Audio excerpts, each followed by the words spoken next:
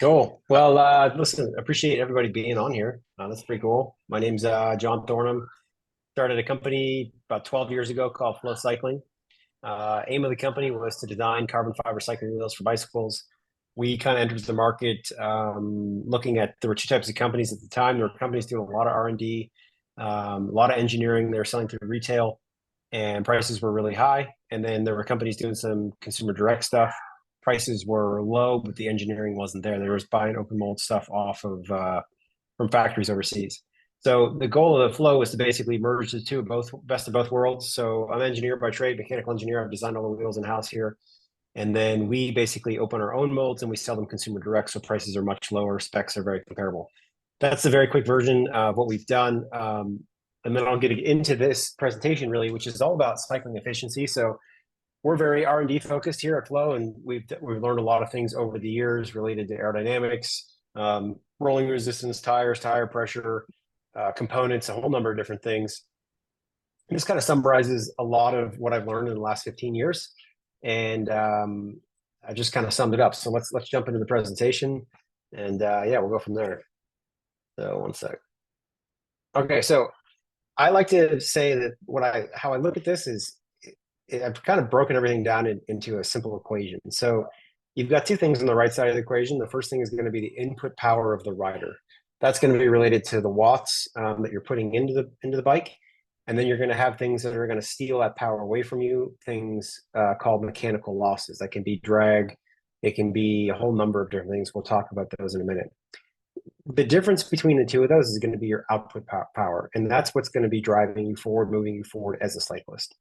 So ultimately, what you want, if you think about a machine or you think about an engine, anything from a mechanical perspective, you want to have the most efficient machine as you can. So power in, you want to have as close to the same amount of power out.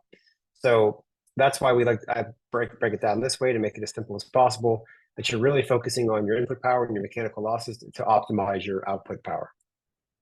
So first thing is input power. When you first start riding a bike, training for triathlon, road race, gravel, whatever it is you're doing, if you've not spent a lot of time on the bike, then generally what you're going to see in your training is you're going to see input power rises pretty quickly. So you get pretty good gains. You see a pretty good improvement. However, you get to a point for most athletes where you start to plateau. And in order to get over that plateau, you need to spend a lot more time in the saddle, which some people don't have, or you need to come up with other things, obviously like food or fuel, which is exactly where Scott comes in to help with some of those benefits. But then you still sort of plateau. Everyone sort of has their own genetic potential. They have their own genetic makeup. And again, some people have families, they have full-time jobs. And so you also are going to hit a wall there. So once your input power is sort of optimized and you've got it to the best that you can be, then ultimately what we're trying to do is we're trying to preserve as much of that input power as possible to make you as fast as possible, which is exactly where the mechanical losses pieces comes in. So I like to break the mechanical losses really down into sort of three core groups, three core components. The first is going to be aerodynamics. That's where we started the company, and that's what we based all of our wheel design around. The second is rolling resistance, which came in partway through running the company. I'll talk about that more in a bit. And then the third thing is components and thinking about what things can we optimize from a component perspective to give us the most bang for the buck to help us be faster athletes. So we'll look at each one of these. I think aerodynamics is the first thing that, like I say, we'll look at. Ultimately, aerodynamics is one of the largest things that you can take into consideration when thinking about minimizing your mechanical losses. If people that don't understand aerodynamics or don't understand what it is, the best way that I like to describe it is you think about you're in a vehicle and you put your hand out the window and you're driving down the road. If your hand's this way, it moves through the air very easily. The minute you turn your hand this way, you get that force that want to pull your hand backwards. That's drag force. So we want to take away as much of that drag force as possible. The human body accounts for about 80% of the drag that the bike is going to experience. So the first thing that you can optimize is going to be your fit. Now, when I say that, you have to be cautious about your fit. I've been in the wind tunnel with people getting fits. I've seen people on the velodrome getting fit. And one of the first things that I see and one of the first things that I experience is sometimes, especially people in a wind tunnel, because they're not moving, they get themselves into an incredibly aerodynamic position, but they lose access to the power in their legs. They cannot hold that position on the road. They don't have the ability to hold it for a long amount of time. So what's brutally or more important than the aerodynamics, A, is you kind of have to have a balance. You have to have a great fit aerodynamically. You have to make sure you have the access to the power in your legs, because if you don't, then you're basically shorting yourself there. And you need to be able to maintain that position over the duration of a race. Thinking of a full distance Ironman or a 100-mile century ride or something like that, or even something like Unbound where you're out in gravel doing a ton of distance, then holding that position is one of the most important things, because you're going to be in the saddle for 10 plus hours in a day. There's also some common myths that I like to discuss about aerodynamics right up front to get out of the way. The first being that you have to be traveling a certain speed to get an aerodynamic benefit. That is just 100% wrong. So I think that came around. I don't know why it came around. I don't know who started this myth, and I'd like to know, because I'd like to have a conversation with them and try to understand what they were thinking. Most people think that you have to be riding like plus more than 19 or 20 miles per hour in order to get the benefit of being aerodynamic. And that's just not true. First and foremost, the reason it's not true is because your ground speed has very little to do with the aerodynamic benefit you're going to get. Everything that you're going to get from an aerodynamic perspective is based on something called your relative velocity. So relative velocity is the speed of your body or in your bike in relation to the wind. So what do I mean by that? If you're riding on the road and you have zero wind, it's like no wind at all in the day, whatever your ground speed is, that's how fast your body is moving through the air. So that becomes your relative velocity. However, most days we go out and we ride on the bike, we don't have a zero wind. We have wind blowing in some sort of direction. So the minute that you have any sort of headwind, you're adding your ground speed plus the headwind, because you're adding those two together. The minute that you have any sort of tailwind, you're taking your ground speed and you're minusing the tailwind. So if anyone's ever been on the bike and you're a strong tailwind and you get to that spot where you're riding and everything just goes silent and it feels like there's no air, that's because you're actually like a 100% dead zone with the wind. There's no aerodynamics happening at all, because you're basically moving with the speed of the wind. So you have to be very cautious to understand. So even if you are only riding 15 miles an hour, then you are going to, and you're riding into a 5-mile-an-hour headwind, then you have a combined relative velocity of 20 miles per hour. The other thing that is important to understand is that the longer you are on the course and you have an aerodynamic benefit, the bigger the gain is going to be. So when you experience the aerodynamic benefit longer, you're going to save more time. You're going to be slower, but you're getting the benefit longer, so you're increasing the time. I wrote several blog articles about this years ago, and I did all the math. If anyone wants to see it, it's kind of complex, but it goes into showing how much time being more aerodynamic will save you based on your speed and how fast you would compete in a race. That being said, the most beneficial component that you can upgrade with wheels, with a bike outside of your fit, is going to be wheels. So wheels make a huge difference, which is why we started the company. When you look at like a regular set of box rims versus something like you see on the screen here, this is actually a guy that we worked with about 2 years ago. He was trying to break the world record for a number of miles, cycled in 7 days. And so I worked with him. I helped him with wheels, tires, tire pressure, selection, all those sorts of things. He actually broke the record. It's a cool thing to be on. He's in the Guinness Book of World Records for it. He went over 2,300 miles in 7 days, which was, I mean, think of that, 300 plus miles per day is kind of mind boggling. He's an animal of a guy. But just getting him set up for that, what we account for is like even over a 100-mile race or something like an Ironman, you just aerodynamically, you can save yourself about 8 minutes.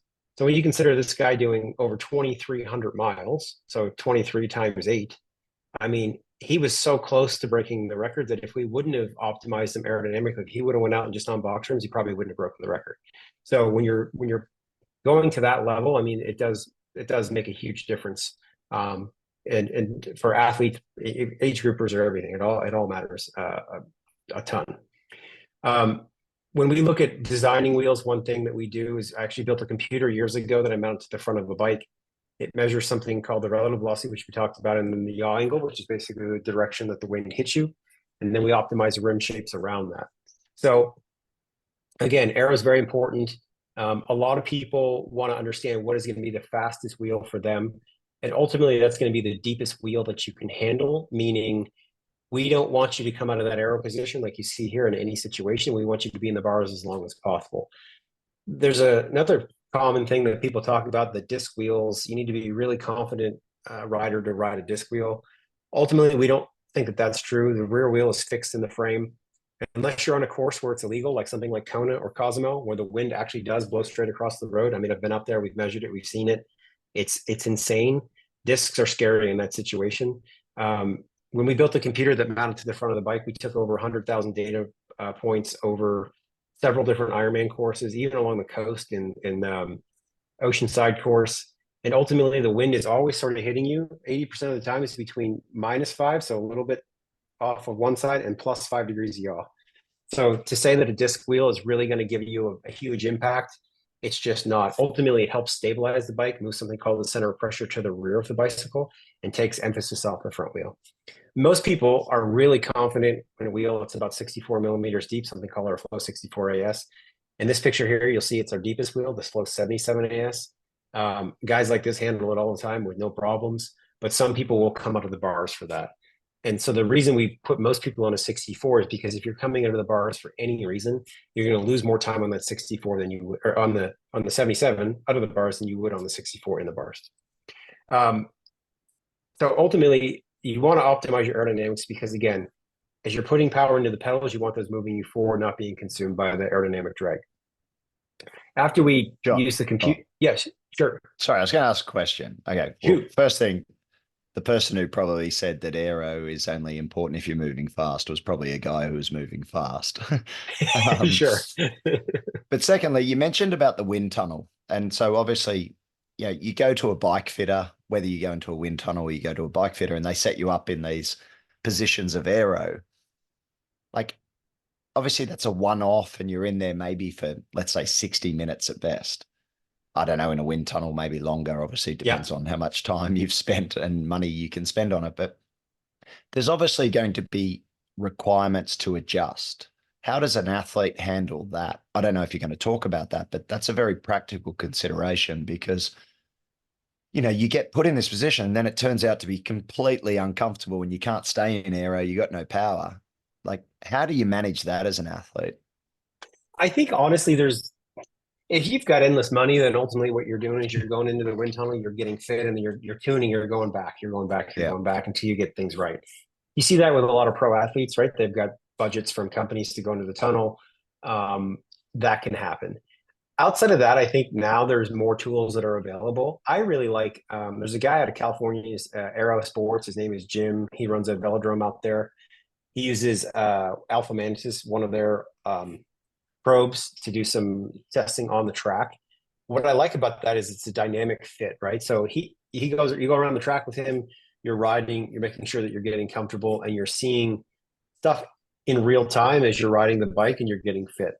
There are also some new sensors that are coming out on the market. They've been out for a while. We used one back in 2019. We kind of developed this protocol around, which we'll talk about here in a few minutes.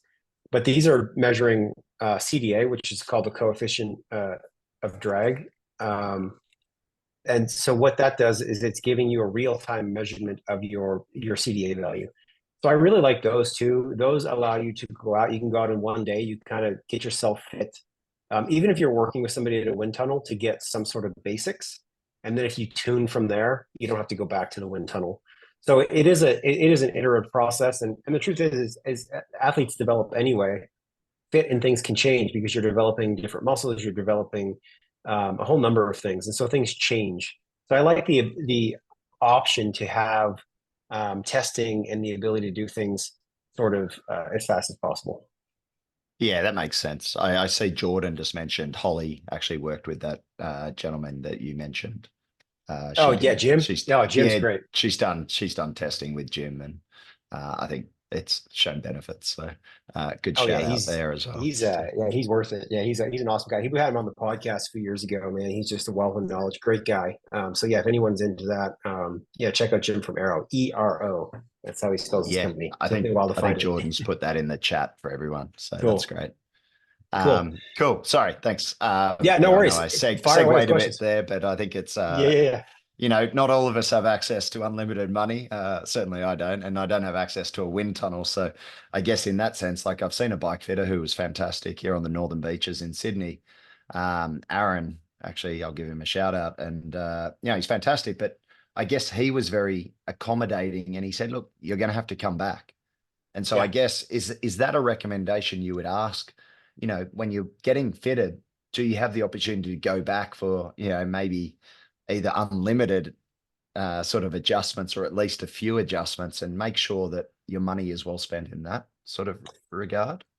I do. I mean, personally, honestly, if you think about somebody that's fitting a bike and you have somebody um, that comes in once and you send them away and you never want to see them again, or you don't recommend seeing them again, honestly, I feel like that's a little bit, you're kind of missing the boat a little bit there, because I feel like as somebody gets that initial fit, we need to almost collect more, especially visual and Mm. some response and some feedback from the rider. What did that feel like? Did you feel that you had access to your power? Do we need to make changes? Do we need to make adjustments? I ski a lot in the winter, and I've worked with boot fitters. So when you ski at a higher level, you kind of go and you get boots that are fit and are cut specifically to the shape of your foot. So while you're inside and you're getting your boot originally fit, it's very similar to a bike fit. What feels good indoors and what feels good in that initial run, when you go outside and the temperatures change or it gets colder and the plastic in the shell hardens up, you might get some hot spots. You go back, you work with the fitter again. So it's sort of an iterative process. And I view bike fit the same way. Uh, I don't want to say that you're never truly fit on your bike, but I think that as things change and tech changes, there's always sort of some room for some tweaking and figuring things out. New aero bars come out, maybe new helmets come out. Helmets are so specific to the rider. What's aero on one body shape may be completely different on another body shape. So there's always things you can do from an improvement perspective there, and I like the iteration of it for sure. Okay, that's great. Just to Yep. give perspective from a nutrition, what tastes good in a store definitely doesn't taste good at the end of 3 hours on a bike. So just remember that, everyone. Anyway, we'll Yeah. move on. Cool, Move cool. on. Um, so I remember we did this big giant tire study in 20 at the end of, at beginning of 2016, after we had designed the second set of wheels and we'd done all the algorithm that we used when we collected all the data points on the bike. And I was in the wind tunnel and we were doing this giant tire study. We were studying like 24 tires to get the understand what the rolling or the aerodynamic properties of the tires would be and how they work with the wheels. And at the time, I was saying, I don't know how we're going to make a faster set of wheels. We basically optimize these aerodynamically. When you're doing aero optimizations, ultimately what you have to do is there's no equation for something that's fast. You just have to test as many times as possible. So most people would just take like a set of prototype shapes to a wind tunnel. They would test and they would take the fastest one out. When we built the algorithm, what we did is we tested hundreds of rim shapes in a computer environment, and that gave us the fastest shapes. So to make a long story short, a good friend of mine reached out. He saw we were doing the testing. He said, "Hey, I see you're doing all this aero testing. I'd love to do some rolling resistance testing on these tires, and we can combine the results of the aero and the rolling resistance and see what the fastest tire is." And ignorantly, I was like, "Sure, I don't think it's going to matter." Got the results back, and I was completely blown away. So we designed that set of wheels around a 23 millimeter tire. And when we added the rolling resistance in, the 25 millimeter tire, which was worse aerodynamically, performed better because the rolling resistance was that important. So I learned at that time that rolling resistance was as important, if not more important, than aerodynamics. And so that set us out on how we would make wheels faster. So what we wanted to do is prove that we could produce a rim that would create a lower rolling resistance. We worked with a company out of Canada called Aerolab, who had one of the first on-road sensors, and they were measuring CDA. They had the ability to measure rolling resistance, and we kind of reverse engineered their sensor to specifically measure rolling resistance, something called the CRR value, which is the coefficient of rolling resistance. And so we measured that while riding on the road. Worked with UNLV. It took us about 18 months to solve it and to get it figured out. And what we learned was that if you increase the internal rim width of a wheel, it's going to lower the rolling resistance for the same tire. We learned a lot about something called the impedance breakpoint, which means that, let me explain it. So when you think about rolling resistance, most people think that the higher your tire pressure, the lower your rolling resistance. In a lab, that's true. When you think of a wheel sitting on the ground, it sits on the ground, and you have something called a contact patch. So underneath the tire, there's a section of the tire that is compressed, flattened. And as you increase the tire pressure, well, that contact patch gets smaller and smaller and smaller because the pressure is higher. When you're in the lab and you have a very, very smooth steel roller, then that makes sense, right? You have a smaller contact patch. And what happens in rolling resistance is something called the hysteresis effect. So as you have the flattened section on the front under the contact patch, and as that tire is rolling forward, there is compression at the front of that tire, and so it's creating a potential energy inside the tire, like a spring, basically winding up, and then as it comes off the ground at the back and it unloads that energy, it takes that compression out of the tire. The problem is that the energy that goes in the front of the tire is greater than the energy that comes out of the back. So there's a loss of energy across that hysteresis effect as that tire changes shape. So you get loss of energy in heat and sound primarily, and that's ultimately what creates that rolling resistance. So in the road, when you're on the road, there's all these very, very small imperfections on the surface of the road. And what happens is as your tire pressure continues to increase, eventually what happens is that tire, as it's going over those bumps in the pavement, starts to bounce up and down. Your tire pressure is too high. That's what's called the impedance break point. So your rolling resistance as you're increasing pressure on the road decreases until it hits that impedance break point, and then it spikes drastically, goes up very, very, very quickly. So what we do now is we have a bunch of charts and graphs on our website that basically give riders an understanding of what tire pressure is optimal based on their weight, their tire size, their internal rim width, and the surface of the pavement that they're riding on. That's going to lower your rolling resistance. Just looking at tires alone, once we start learning about rolling resistance, you can lose over 8 minutes easily by picking the wrong tire, and you can lose more time picking the wrong tire pressure. So when you combine the aerodynamics piece and the rolling resistance piece over like a 100-mile race or an Ironman, you're looking at close to 16 minutes of savings just by optimizing those few things. They're huge. There was a guy out in the year I learned about this out in Kona.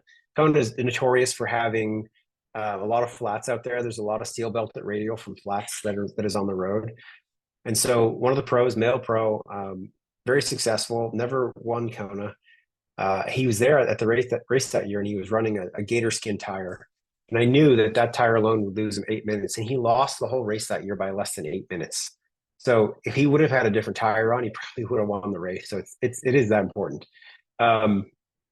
Another thing I like to talk about with rolling resistance is that most people are still stuck on the mindset that we need a higher tire pressure, and that's just not true. The big reason people are stuck with higher tire pressures is when you go out and you're riding and you feel say you're at 120, which is where most people want to inflate their tires to, you get a certain amount of vibration. And there was a study done in Europe years ago, I think it was out of Germany. They took people in a car and they blindfolded them. And they said they were going to take them over 3 different roads, and they wanted them to understand what was the roughest of those 3 roads. What they didn't tell them was that it was the same road every single time, and all they did was they changed the speed that the vehicle was going. So they rode at 70 kilometers an hour, 80 kilometers an hour, and 90 kilometers an hour. And so every single time that they asked them, everyone said the 90 kilometer an hour run was the roughest. And the reason for that is that the faster you go, the more vibration goes through the car and the more vibration goes to the body. So the body perceives vibration as fast. If you've ever been in a very old car and someone's riding at 100 miles an hour in an old car and it starts to shake, you feel like you're going to die. If you're in a brand new like sports car and it's tuned, you go 100 miles an hour, you feel like you're going 60. So that vibration is very important. So when you ask somebody to lower their tire pressure and you get them down into like 70 or 80 psi, you lose all of that vibration and they feel slower, so they want to go back to that higher tire pressure. So trust it. We've done the math. We've done the numbers. Higher tire pressures are much slower, and make sure that you're riding at a much slower tire pressure. So John, just if you want to feel like you're going really fast because you actually can't produce any power, you just put your tire pressures right up, and then you'd at least have the sensation that you're feeling really fast. Is that what I'm hearing? Yeah, crank them up. That's very the good. final thing Oh yeah, go on. Go shoot. Yeah. Will you be giving, I think what would be really great, you mentioned you've got some links to body weight. So what I'll do in the newsletter, as long as the recording is up, I will share within the newsletter like a page with all these links and this video and stuff like that, so everyone can get access to those links, because I think that'll be really useful. Are you going to actually talk about sort of the ideal tire pressure tires as a generalization? Sure. Yeah, for sure. So the first thing I'll say is I think tires are really important. So I like to think of tires like a three-legged stool. So you've got the aerodynamic properties of the tire, you've got the rolling resistance of the tires, and then you have the durability of the tires. If you lose any one of the legs on a three-legged stool, the stool falls over, it's useless. And I say the same thing about tires. I can look at a tire. One of the best rolling resistance tires that exists is a tire by Vittoria, so the Corsa Eva CX Pro. It's got phenomenal rolling resistance numbers. I've had it in the wind tunnel, and it's horrible. It's like a pig in the wind tunnel. It's bad. And its durability is terrible. They tear easily, they cut easy. So you're losing, you have one of the three legs of the stool. So, and a lot of people ride those because they see that they have such great rolling resistance numbers, but we definitely stay away from that tire. I've talked about the Gator Skin, very popular tire for people that are on like rougher roads. One of the worst rolling resistance tires you're going to see aerodynamically. It's really good, actually. I've had it in the wind tunnel because it performs really well. Durability is very high, but the rolling resistance is so bad, it's terrible. The best tire that we've tested, and this is, I've tested a lot of them, and by far it has the best of all three combinations, is the Continental GP 5000. You can go with the tube version, or you can go with the tubeless version, which is now on the STR. So those are phenomenal tires, great aerodynamics, incredible rolling resistance, and great durability. So highly recommend those tires if you're going to go with that. What I will say, when you look at the tire charts, as Scott was just asking, the first thing we do is we look at your weight and the body weight. Then we look at your wheel. We want to look at the internal rim width, which I'll show you what that means. This is a section of a rim that we have here. So what you want to know is you want to know the internal width, basically from here to here. So you want to know what that measurement is. Okay. Then you're going to want to know your tire size. So that's basically the casing size. And it's not necessarily what it says on the side. You want to measure sort of the width of it as it's on the wheel. You can do that with a set of calipers. And then we want to know your surface condition. So the smoother the pavement, the higher your tire pressure can be. The rougher the pavement, the lower you want your tire pressure to be. Bigger bumps to go over. It's like a beach ball. You have a beach ball that's like kind of flat. You can kind of roll it over things. It just kind of smushes over them. It doesn't bounce. Again, when you think about any energy that's bouncing you, that's energy being wasted moving you up and down. And we don't want to go up and down. We want to go forward, right? So we want to pull that energy away from that and have it move you forward.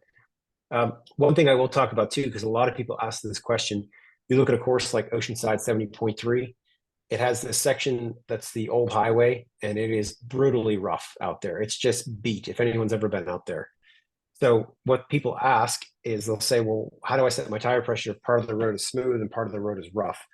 What we do is we like to look at the percentage of the road that is, what is the highest percentage? About 5% of the road that's really rough, I really don't worry about it all that much. I might drop my PSI like slightly, but really I'm going to optimize for the highest percentage. If I have a high percentage like that's rough, then I really want to have a much lower tire pressure because that's going to help me. The big thing that you want to know too is that you're much better to be under inflated than overinflated. Every watt or every PSI that you're overinflated, you're going to lose 1 watt. So if you think of most floor pumps too, I have another product that we made recently called the flow air gauge. It's very accurate, so it sets your tire pressure very accurately. Works with any pump. It's got this gauge and a bleed valve. And the reason we made that product is because if you look at most standard floor pumps, they're accurate to plus or minus 9 PSI, meaning that if you've looked at our chart, we got fireworks going here. I like that. If you look at our chart and you see like your optimal tire pressure is 80 PSI for the course that you're riding, and you go and set your pump up and you inflate to 80 PSI, if you have a bad pump, then you could be at 89 PSI or you could be at 71 PSI. If you're on the high side of that, then you're going to lose 9 watts just because your tire pressure is off. So we definitely recommend a very accurate inflation system that's going to help you a ton with rolling resistance and tire pressure and all that sort of stuff. I will say one more thing about this is that when you are setting tire pressures, one thing that people often do is, and I see it all the time in Kona because it gets really, really hot there. You go to T2 in the middle of the day when people are starting to go out to get on their bikes, and all you start hearing is pop. You see tubeless sealant going everywhere. You hear tubes popping. And the big reason for that is most people air their tires up at the hotel. It's air conditioned, it's cool, probably 70 or 60 some degrees, right? And they set that tire pressure there. For every like 10 degrees it goes up, your tire pressure increases by like a considerable amount of PSI. So what happens is they take their bike outside. The tires haven't even been warmed up when they air them up. They get outside. And then what they do is they sit in the sun, they bake, it goes way up, tire pressure gets super hot, and then all of a sudden your tire pressure is much higher than it's supposed to be. So in order to get the accurate tire pressure, what we like to try and do is have people air up as close to the tire to the temperature as possible. And after you've taken the wheels out and you've ridden them for a couple of minutes just to warm the rubber up, then you set your tire pressure. And then over the time, even if things cool down, your tire pressure is going to come down. But the minute you get out on the road and the temperature starts to pick up, your tire pressure is going to increase to that optimal pressure. So you want to make sure that you're not overinflating by being in the wrong temperature setting, and that becomes very, very important. Yeah, great Uh, tips. Great yeah, tips, John. Thank you for that. thank you, You'll thank be you. pleased to know I have Continental the tire. Get the So 5000s. yeah, whoever my bike fitter is and team, they know their stuff. So that's good to hear. Am I correct in hearing then that there is no set pressure that someone should just say, this is what I ride at? It should be course specific. 100%.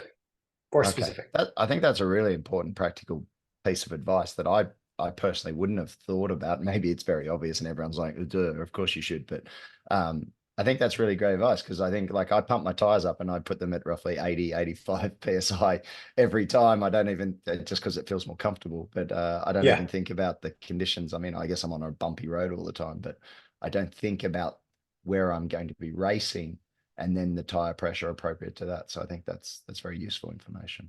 Thank you. Yeah. Yeah. No, no worries. All right. Components. This is an interesting one. Years ago, I remember going out to Kona. It was the year that they first really started bringing out these oversized pulley wheels. And I started seeing chains that had a bunch of, like, they were called dope chains. They had like white wax all over them.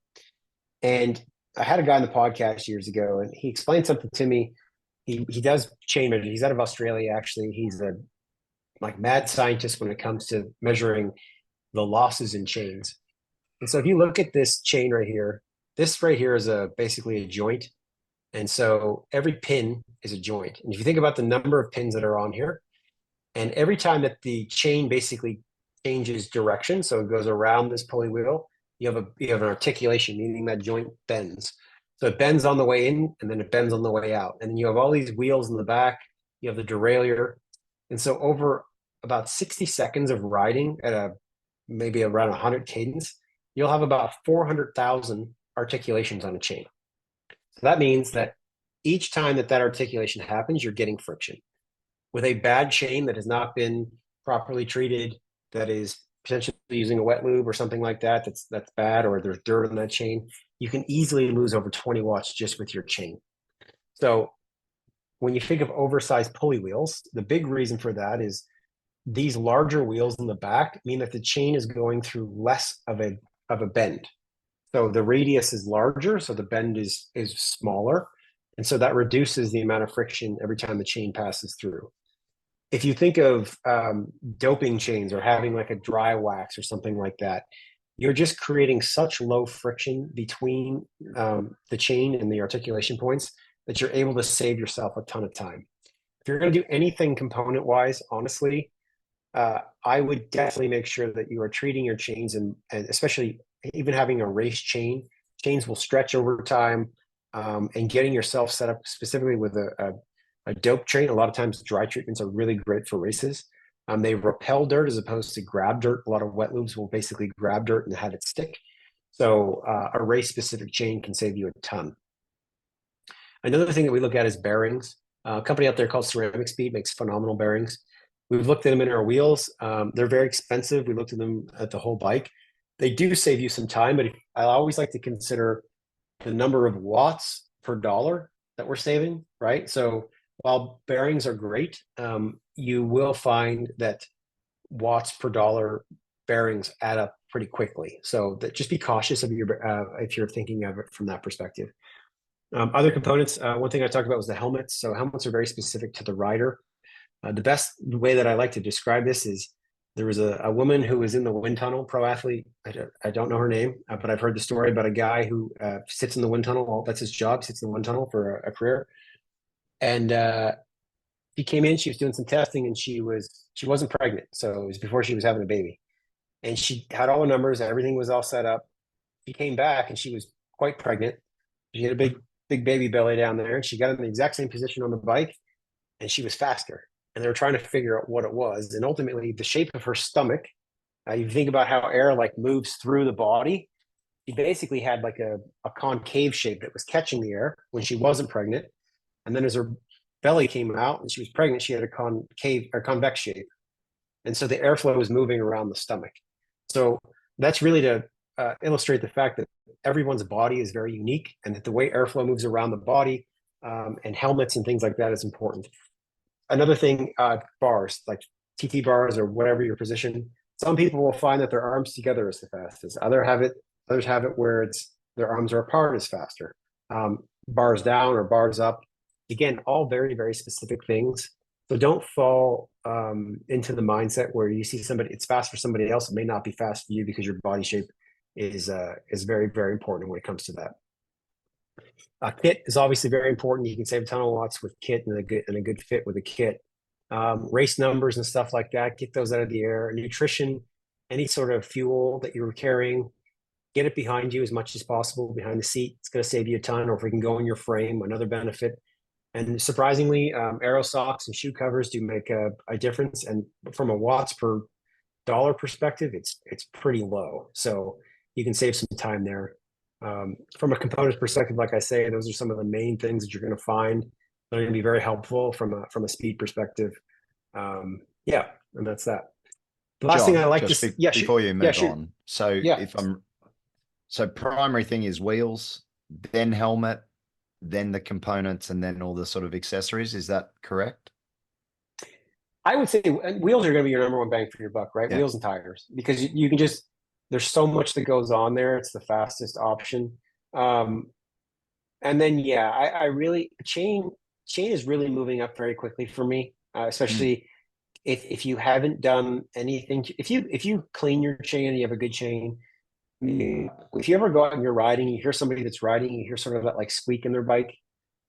I mean, you can just hear the watts burning away, right? I mean, it's I'm probably one of those guys. I probably squeak the chain more often than I should, but um, I'm not necessarily racing when I'm not just riding. But if you're riding with or racing with anything like that, you're hurting yourself big time. So it's very important to do that. But yeah, helmet is very important and fit. I always go back to fit as well. Make sure you got a good fit, and I think those are some of the key things that you can really take care of. And you mentioned wet lube or wet. Did you say wet wax versus dry wax or? Yeah, I like dry. There are some wet treatments that you can use, but especially in a race situation, if you're doing like if you want to treat your chain like regularly, then you can. There's some wet stuff out there that's pretty good. But for like, if you ever go to a race and you see these guys that have the white chains, ceramic speed will do. They do have a lot of them on site. They'll basically treat a chain for you. Another company that does it is Silka. They have some chain treatments. You can do it at home. You can get like these like crock pots. You know, you clean your chain first, like an ultrasonic clean. You submerge your chain in. You basically melt the wax around it. You place it on, and it's good for like a couple hundred miles or something like that. So for a race Okay. situation, they're incredibly good, and there's a lot of benefit to that. You don't necessarily want to use the waxes like as a permanent, and that's some in between. That's what I say. A lot of times you can recommend like a training chain and a race chain and keep those separate. You can have different treatments on them, and you get a lot of benefit from those. Yeah, that's a great tip. Thank you. So the final thing I like to say is that the fastest athletes are always the smartest athletes. Every year I get to go to Kona or some of the big races I can walk through, and I look at the pro field. And all the stuff that I'm talking about here today, the guys that are winning take every single mechanical advantage that they can. And ultimately, the reason for that is at the top end, Scott and I go for a ride. Scott and I have the same FTP output, let's assume, and Scott's been smart. He's optimized himself around all of these things. He can save himself probably 20, 30 watts. And he's just going to be 20 to 30 watts faster for the same output because he's been smart about that situation. So that's why these guys they're winning. It's why the guy I talked about earlier that lost the race by less than 8 minutes didn't win because he didn't have a tire that was really worth a damn, and it cost them the race.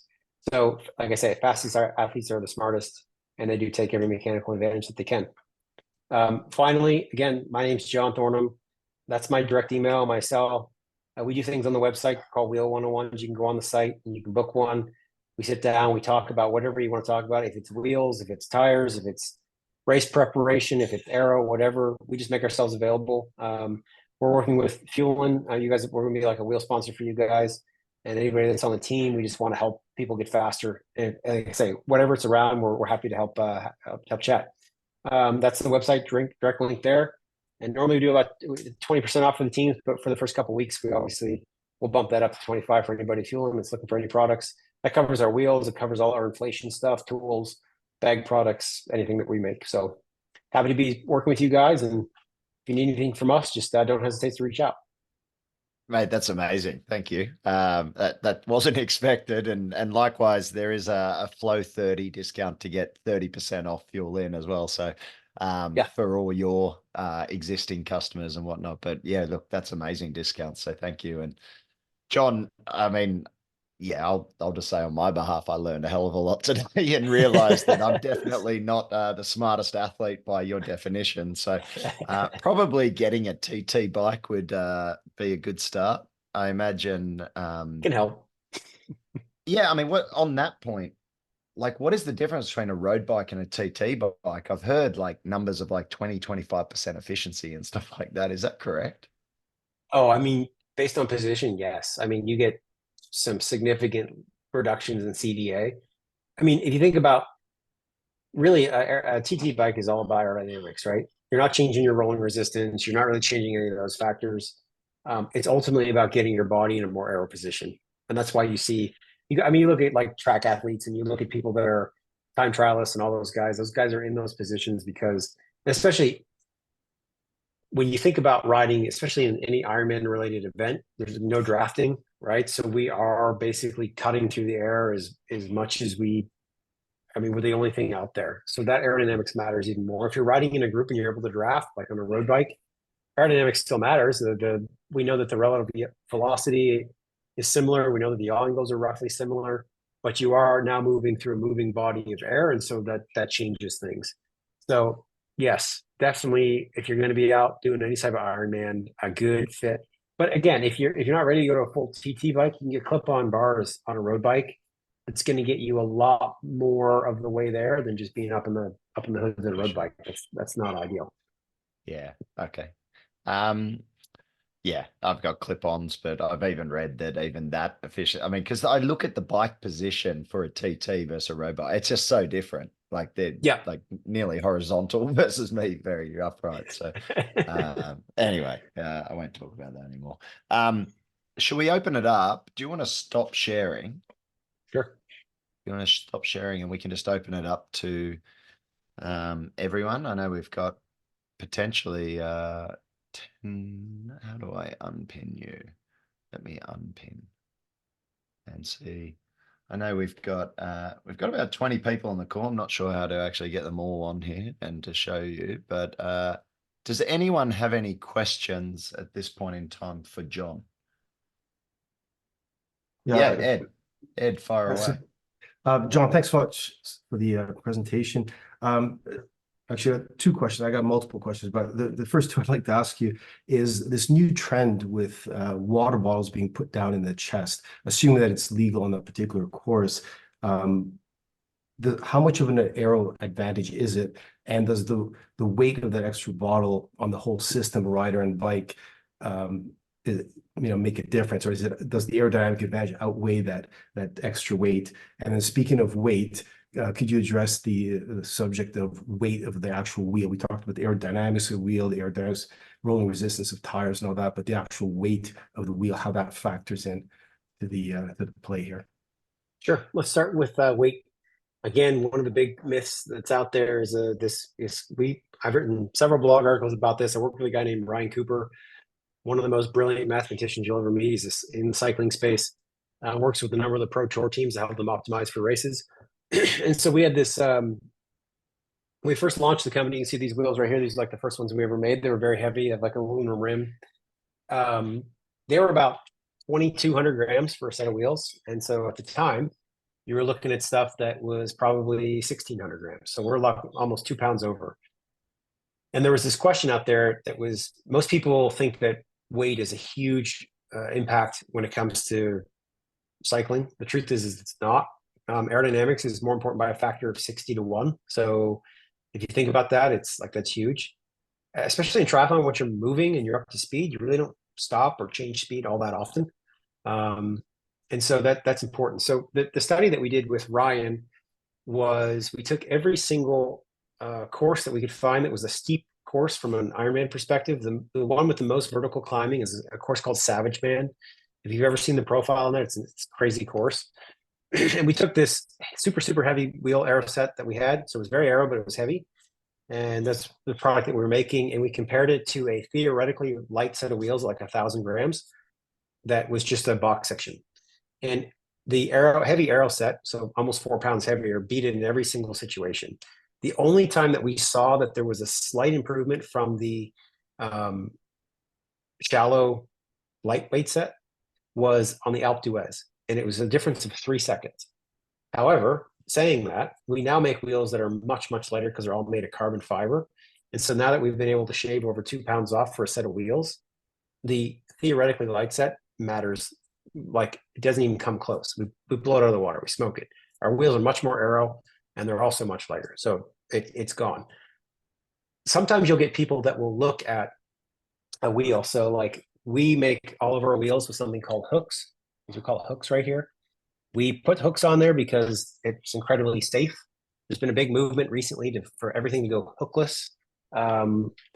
In my opinion, we see blow-offs with that a lot, and it's not safe. There's a very limited set of tires you can use. You can't use tubes.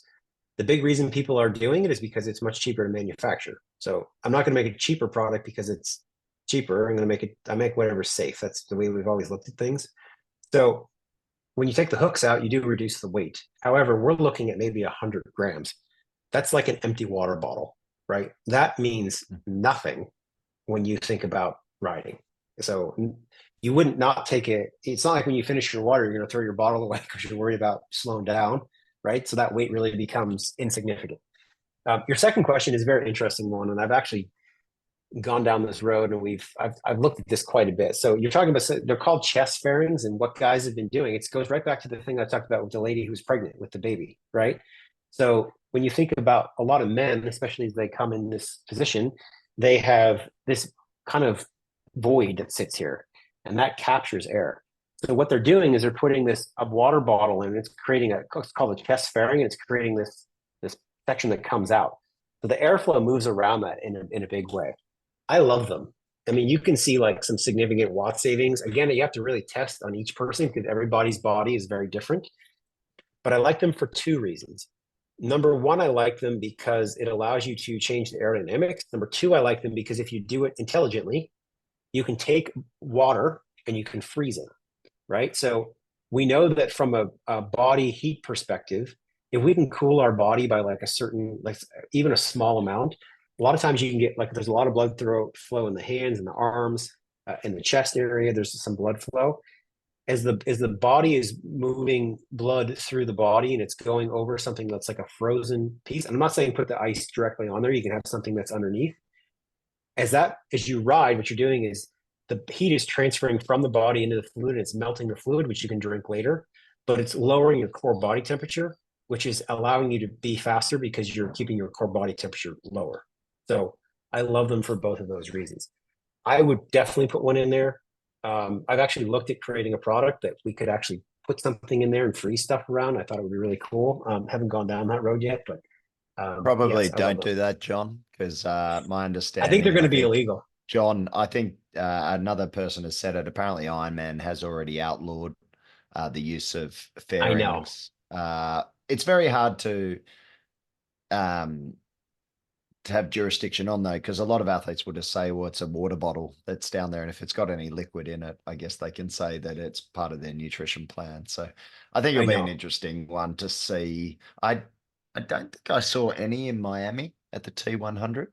Anyone really doing it, but maybe I just didn't see. I don't know if anyone else did Yep. to see if any athletes were doing it, but yeah, it's an interesting concept, that's for sure. I did see some wind tunnel. Oh, there you go. Magnus apparently had it there. He did. So maybe the T100's not outlawing, making Yeah. it banned. And I did say there was some studies or some testing comparing the fairing to not having fairing. And it seemed like it had a fairly significant difference on aero. It does. Yeah, it does. So I think if you can do it, do it. The bigger the bottle, apparently, as well, because the more displacement of that air. So I think we did see some athletes, didn't we, wearing like literally a tube. They literally had a tube down there inside their shirt, and they had a specific suit made Some for that or guys, I something. think it was Sanders. Lionel Sanders put a camelback on.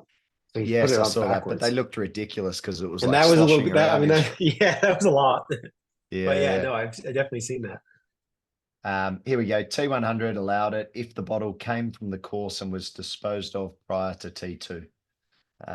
That's from Sandy Thompson. So there you go. Yeah, put it in. I've got Lauren Valley wants to ask a question. Sure. Yeah, Lauren, go for it. go ahead.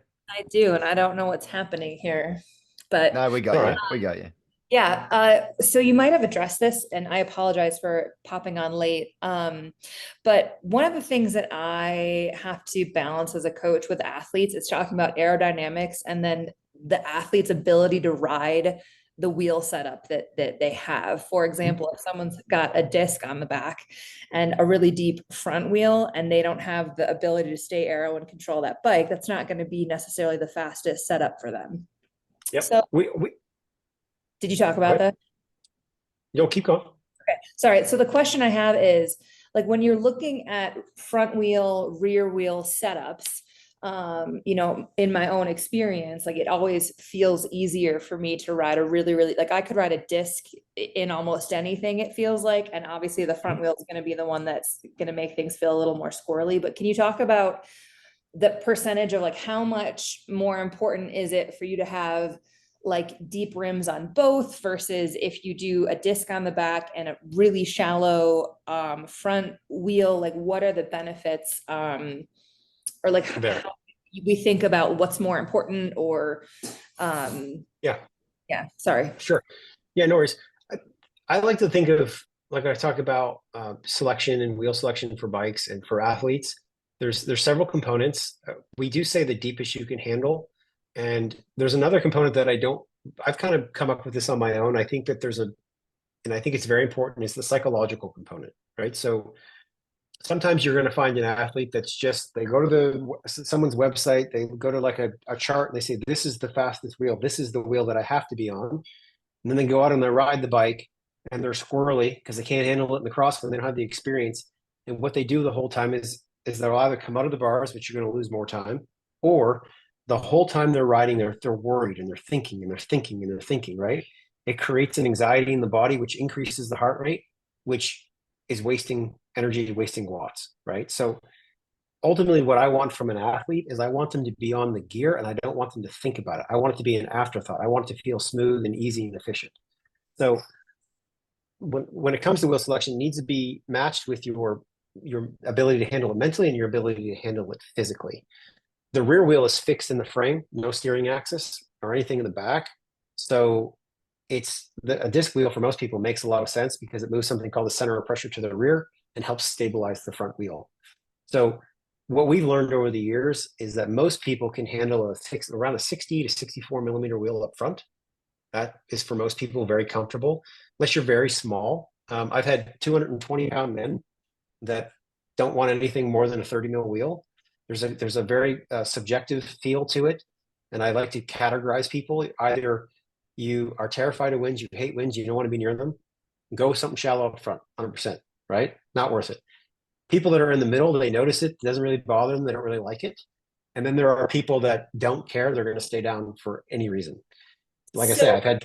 Yeah. So here's a more specific question then. So for me, I'm comfortable riding, like in Kona last year, I think I rode a 35 and I probably could have ridden something deeper in the front and felt pretty confident on it either way. But I just was like, if it gets super windy, like how much time did I give up not using that deeper wheel that I would have been okay on personally? So our 77 millimeter wheel up front, which is the deepest wheel we make, fastest wheel we've ever made, is 15 seconds faster than our 64 millimeter wheel over an Ironman. Okay. If you come under the bars for any time on that 77, you've blown more than 15 seconds. Great. That's what I was looking for. So ultimately what you want is you want a wheel that is really aero and optimized, Yeah. and don't worry about the few millimeters difference in depth. And Yeah. that's why you have to combine what you were comfortable with mentally and physically. Okay, cool. That's awesome. I appreciate that. Cool. Yeah, John, can I just ask, was that 15 seconds total over the course of an total. Ironman? Total. Or 15-second total? Like, Total. I mean, 112 miles. that doesn't seem like a lot to me, 15 seconds, but That's I why guess- that's why we say, what is the point of going with this?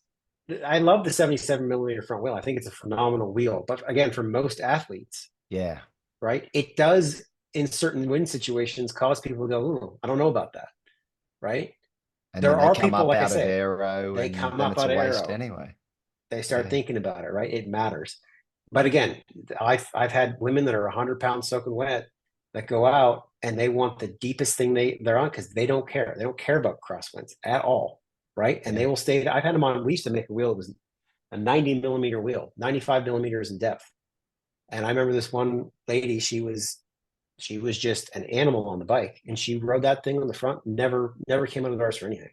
So ride it. I mean, go for it, right? But it's very subjective. Very good. Jordan Blanco has a question for you. Shoot. Hey, hi, John. Thanks for the presentation. I work with draft legal triathletes, and some of them are prepping for a big race in Paris this summer.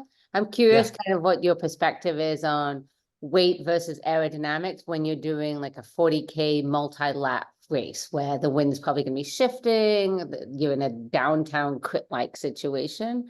What should be the focus on? Weight or aerodynamics, or just any perspective you have on that would be useful. Definitely still aero. Like weight is if as long as you're not going out and riding a 40-pound bike, like it matters to some extent. But when we're looking at the percentages and the differences, aero is going to win all the time. A lot of the I referenced this numbers. It was 60-1. It was a guy that did a study with crit riders, and so they were looking at rotational mass and spinning a wheel up and how much that stop and start mattered. And it was still 60-1 aero was more important. So even the aero wheel in that situation. The thing I will say about lap races, I've done a lot of work with Clash, and they do the races on the track, and it's an oval.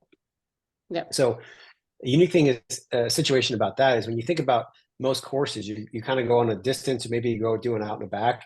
And so the wind is pretty consistent. In an oval track, what you get this, if you have a wind moving, say, down the track in one direction, where you're in a headwind this way, then you're in a tailwind this way. You're in a headwind this way, you're in a tailwind this way. And so you're kind of, I'm not saying that aerodynamics doesn't matter. It's still very important because depending on the way the wind direction moves, it's just very different because it's kind of like addition in one way and then subtraction in the other. So managing tire pressure and rolling resistance becomes very important in that situation because the aerodynamics it doesn't cancel each other out. But if you have a strong wind in one direction, you're going to get a tailwind effect through a good portion of the race, if that makes sense.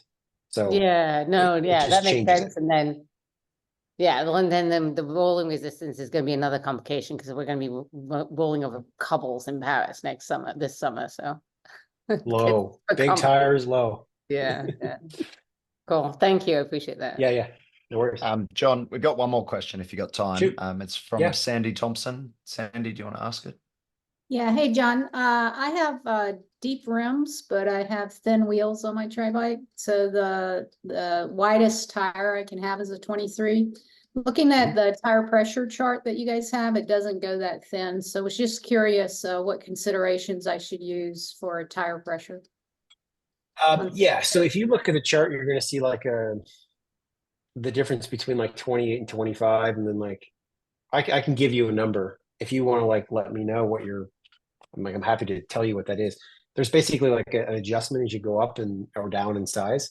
Okay, Easy to I can drop you an email. That's fine. Shoot me an email and tell me what you're doing.